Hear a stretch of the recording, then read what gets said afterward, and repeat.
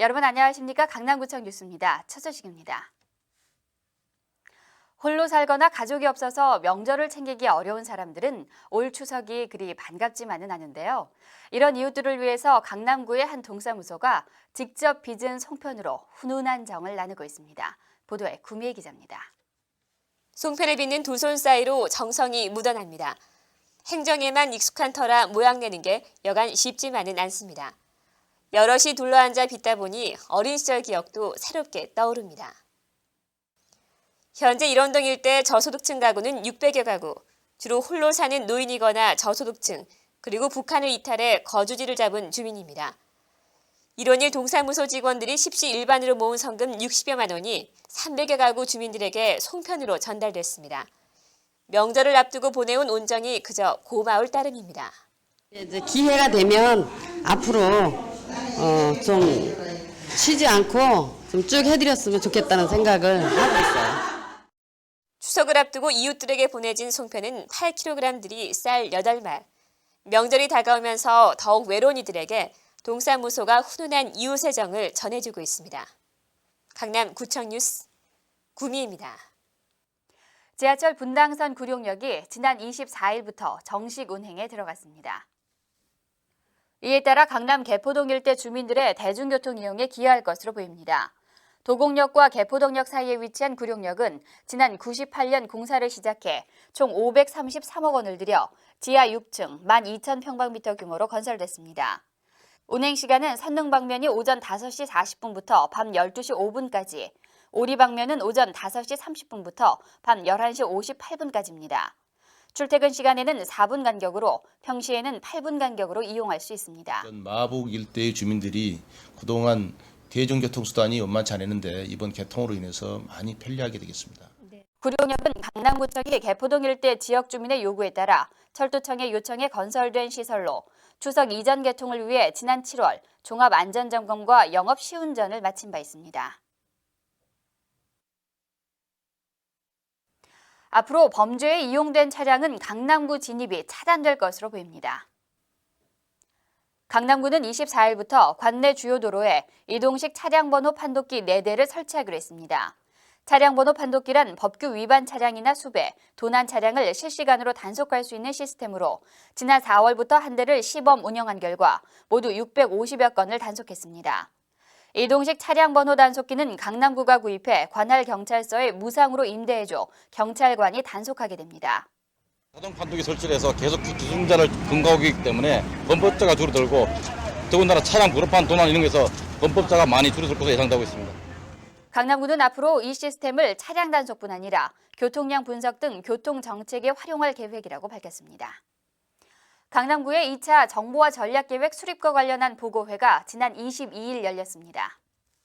관련 기관 관계자와 지역 주민 등 100여 명이 참석한 가운데 실시된 이번 보고회는 강남의 현재와 미래의 정보화 계획을 설명하는 자리로 전자정부, 모바일 유비쿼터스 등에 대한 보고가 있었습니다.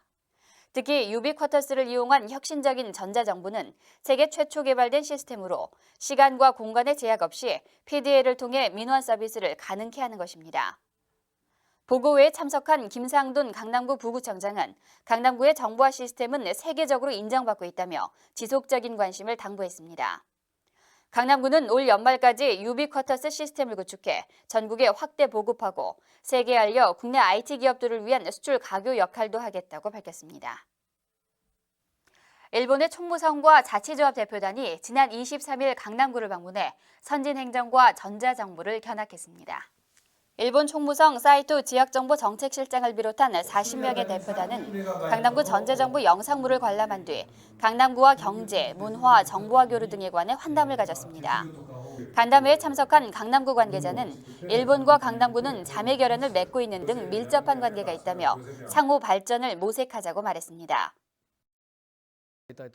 そのユビキタスのミノンシステムですね。それからイデモクレシーチョンジャ民主主義について非常に印象的でした。 일본 대표단은 특히 강남구의 유비쿼터스와 민원 발급기에 깊은 관심을 보였습니다. 이어서 간추린 소식입니다. 강남구는 경찰 노동부 합동으로 30일까지 부당 직업 소개료 징수, 청소년 유해 업소 알선, 무등록 직업 소개 행위 등에 대한 특별 단속을 실시합니다. 또한 다음 달 14일 구민회관에서 관내 직업 소개업 대표 및 종사자를 대상으로 직업 소개 관련 법규 등에 대한 교육을 실시할 예정입니다. 주부들의 사랑을 받고 있는 알뜰장이 10월 4일부터 9일까지 삼성일동 강남구 재활용센터 앞마당에서 열립니다. 강남구 관내 환경보전 시범학교와 강남구 주부환경연합회가 함께 참여하는 사랑과 나눔의 알뜰장은 다양한 재활용품을 새롭게 다듬어 교환하고 판매합니다. 제14회 강남구 여성백일장이 오는 10월 7일 오후 3시 분당선 대포동역 서공원에서 열립니다. 강남구 관내 여성이면 누구나 참여할 수 있고 참가 부문은 시 수필로 200자 원고지 10매 안팎입니다. 신청은 강남구 가정복지과나 동사무소로 하면 됩니다. 강남구 보건소는 강남구 주민으로 65세 이상 노인과 만성 질환자들에 대해 독감 무료 접종을 10월 중순부터 실시합니다. 이와 관련한 안내문은 10월 초 대상자 가정에 발송됩니다. 접종은 안내문과 주민등록증을 지참해 예방접종 참여 의료기관에서 하면 됩니다.